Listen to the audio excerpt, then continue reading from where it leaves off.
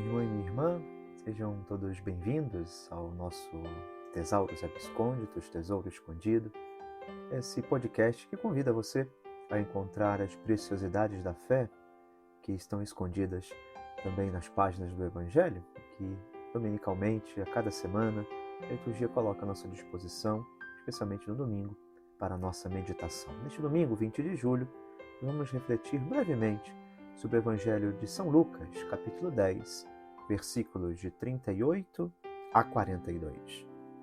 Naquele tempo, Jesus entrou num povoado e certa mulher, de nome Marta, recebeu-o em sua casa.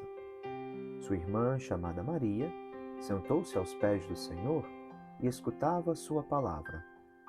Marta, porém, estava ocupada com muitos afazeres. Ela aproximou-se e disse: Senhor, não te importas que minha irmã me deixe sozinha com todo o serviço? Manda que ela me venha ajudar.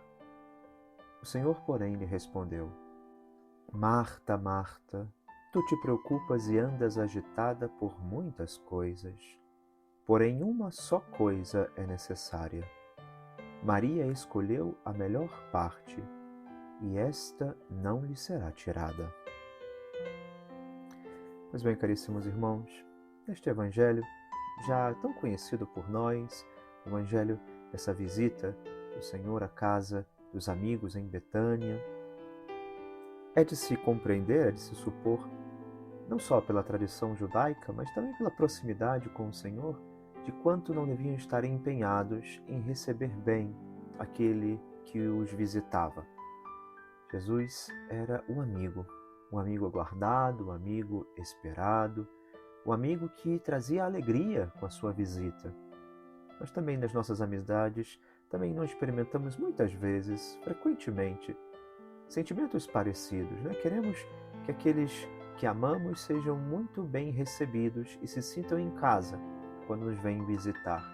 Aqui não podemos pensar diferente dessa realidade em que Marta e Maria estavam preocupadas em acolher bem o Senhor. Embora aqui parece que as duas atitudes estão muito bem delineadas. Enquanto Marta trabalhava nos afazeres domésticos, Maria se preocupava em escutar o Senhor, colocando-se aos seus pés, escutando as suas palavras, escutando os seus ensinamentos, e com isso também fazendo aquilo que diríamos, fazendo a sala para a acolhida do Senhor. Porém, nessa reflexão, como tanto a tradição da Igreja nos apresenta diante deste Evangelho, está a dicotomia entre uma vida profundamente atarefada, atribulada com os afazeres, a vida ativa, e, de outro lado, como quase que um contraponto, a vida contemplativa, aqueles que se colocam na escuta, que se colocam aos pés do Senhor para meditar, para contemplar aquele que vem ao nosso encontro. Porém, a bem da verdade é que essas duas realidades não são opostas. Antes, precisam estar muito bem coadunadas dentro do nosso coração, motivando, animando, levando adiante a nossa alma na busca de fazer a vontade de Deus também na nossa vida. Se por um lado é tão urgente estar disposto ao trabalho, por outro, não nos vale, não nos cabe aquela desculpa de que fazemos a oração em todos os momentos da nossa vida. Sim, tudo bem, está bem que o façamos, está bem que os nossos afazeres, que as nossas tarefas sejam oração. Diria São José Maria Escrivá que nos tempos atuais uma hora de estudo é uma hora de oração. Se você é estudante, se você se preocupa, se dedica aos estudos, saiba que ali também pode ser feita oração, assim como pode ser feita oração quando lavamos bem a louça, quando arrumamos bem a casa, quando nos dedicamos e acolhemos bem aqueles que no nosso trabalho cotidiano vêm até nós. Bom, ali também está o Senhor sendo acolhido. Porém, ainda assim, não nos isentamos, precisamos ter bem diante dos olhos e do coração a necessidade de em algum momento sentarmos, fazermos o nosso recolhimento interior, nos colocarmos na presença de Deus e fazermos o nosso tempo dedicado e fecundo de oração. Por outro lado, também poderia haver a compreensão equivocada de que a nossa vida precisa ser essencialmente contemplativa, sem as preocupações com as realidades atuais, com as exigências do nosso tempo, e também cairíamos em um equívoco, porque estar diante do Senhor supõe também reconhecer que Ele nos coloca no meio do mundo para trabalhar as realidades criadas. E nisso, a contemplação, ela é muito importante, ela é essencial, ela é fundamental no nosso tempo fecundo, produtivo diante de Deus, no sentido de crescermos em intimidade com Ele, de estarmos sempre na escuta da Sua palavra, mas essa escuta e esse encontro com o Senhor nos coloca em missão. A contemplação nos leva também à ação, e a ação exige de nós a contemplação. As duas realidades devem se equilibrar, ainda mais a nossa vocação no meio do mundo. Outra realidade seria bem diferente em outras medidas, em outros temperos, na vida de um religioso, de uma religiosa. Mas nós, que estamos no meio do mundo, precisamos reencontrar o caminho de busca de intimidade, de encontro com o Senhor, nos afazeres do nosso dia a dia, mas também no recolhimento da nossa alma, que se coloca em oração. Este evangelho brevíssimo, mas que nos faz recordar a necessidade deste equilíbrio, deste tempero na nossa vida. Assim nós fazemos também a nossa alma, aquele lar de Betânia, onde Deus quer vir até nós, fazer-nos seus íntimos amigos. Santo Agostinho, comentando esse evangelho, ele diria: Marta servia bem ao Senhor no que diz respeito às necessidades do corpo e da vontade, como a um mortal.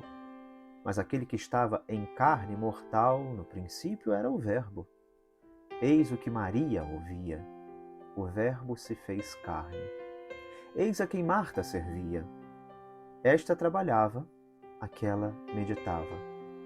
No entanto, Marta, trabalhando muito nessa ocupação e tarefa de servir, interpelou o Senhor e queixou-se de sua irmã. Continua então. E disse-lhe: Senhor, não vês que minha irmã me deixou sozinha para servir? Maria estava absorta, ouvindo a doçura da palavra do Senhor. Marta preparava o banquete, no qual Maria já se deleitava. Ao ouvir suavemente as doces palavras, e alimentando-se no recolhimento de seu coração, quando sua irmã questionou o Senhor, como podemos pensar que ela temeria que o Senhor lhe dissesse: levanta-se e ajude sua irmã?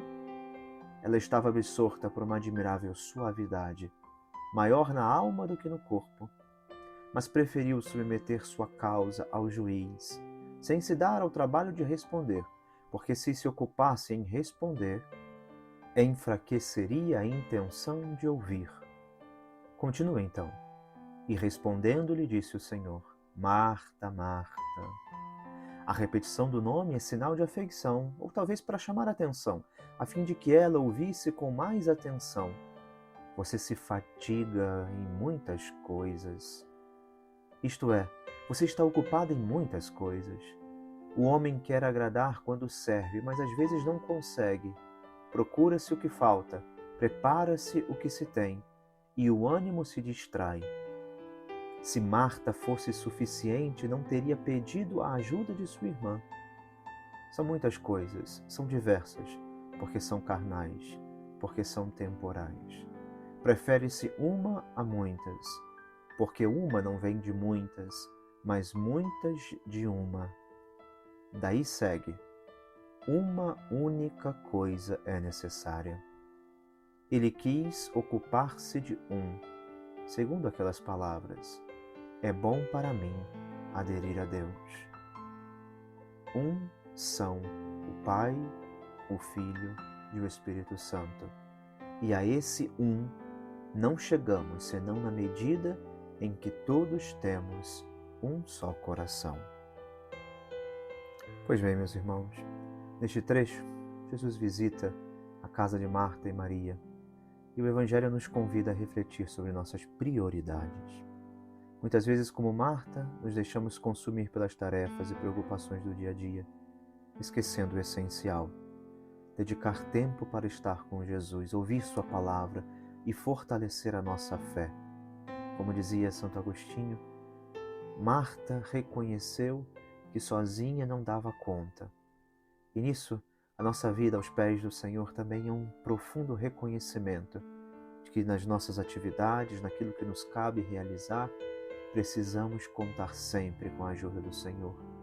Por isso, a nossa oração é um recarregar as nossas energias, é um colocar força nas nossas debilidades, para que Deus atue, haja também através de nós. Maria nos mostra que diante de tantas demandas, a melhor escolha é reservar um momento para a escuta atenta e para o encontro pessoal com o Senhor. Que neste domingo possamos também nós escolher, como Maria, a melhor parte, estar aos pés de Jesus e deixar que sua presença transforme profundamente a nossa vida. Que Deus te abençoe e te guarde. Em nome do Pai, e do Filho, e do Espírito Santo. Amém.